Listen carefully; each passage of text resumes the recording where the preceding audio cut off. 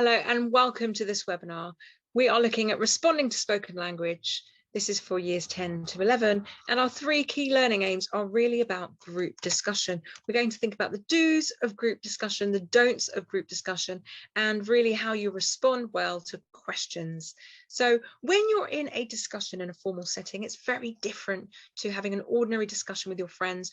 In an informal setting with friends, you might shout over each other, you might ignore someone, you might be rude, make fun of them, but in a formal setting, none of this behavior is okay.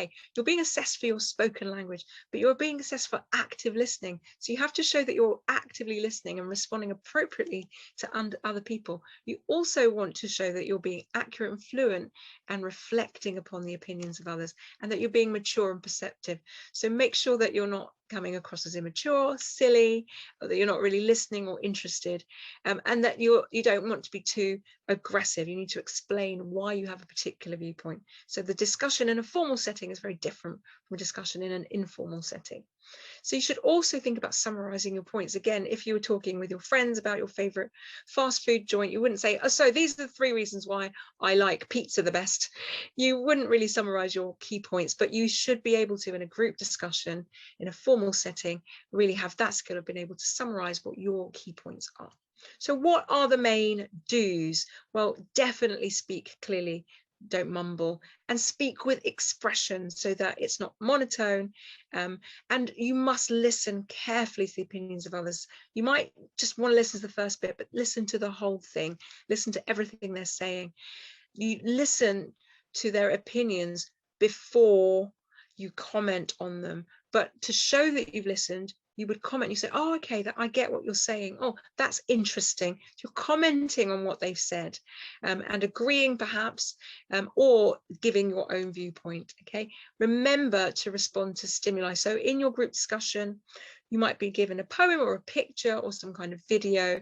So respond to the stimuli that your teacher, your assessor might have given you, as well as responding to the comments of other people. Also remember to use standard English. Don't use slang. Okay, so another don't interrupt people. Don't talk over the top of someone. Wait until they have finished speaking, and don't just think about what you're going to say. Listen to everything they've said. Think about what you're going to say after that. Don't mumble. Have confidence in what you're saying. Say it clearly.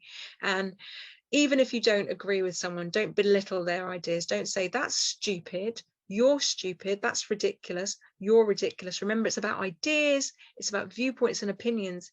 You mustn't let it get personal in any way. Okay, stay respectful and don't get personal. Don't laugh at their opinions, even if it seems outrageous, because laughing is part of that belittling, putting someone down, saying that they're stupid or ridiculous. Even if it seems outrageous, don't laugh at their opinions, but explain, well, I understand you might have that opinion, but in my viewpoint, I think this. So explain in a sensible manner why you would disagree with them. And as we've said already, don't use slang. I don't know, I ain't. Use formal language, formal English. Right. The last bit is really about responding to questions. For some of your discussions and your presentations, responding to questions plays a huge part of your overall mark that you'll be being given. So make sure that you give your opinion when you're responding to questions in an organized manner, providing evidence for your suggestions. Okay, so the organized manner I would suggest is using inside, around, and beyond. Talk about, when you're asked a question, talk about what you think, or you have inside your opinion, your experiences, your observations, your likes, your dislikes. Firstly, so you can use that so it shows it's an organized response. From my own experience, from my own view, I think I found. Then talk about what other people think around. So you're giving a counter argument. I know that some people might say this, and I understand and respect why they say this, but for me, so you're thinking about other people around, you're presenting counter argument.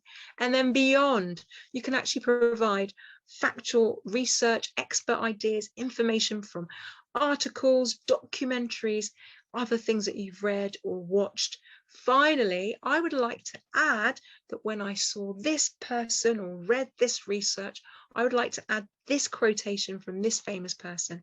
So you're questions, your response to questions is really structured and organized and based on evidence inside from your own personal experience, outside your counter argument, and beyond all other factors and ideas and opinions beyond. I hope that's helped you with group discussions. Thank you for joining me, and goodbye.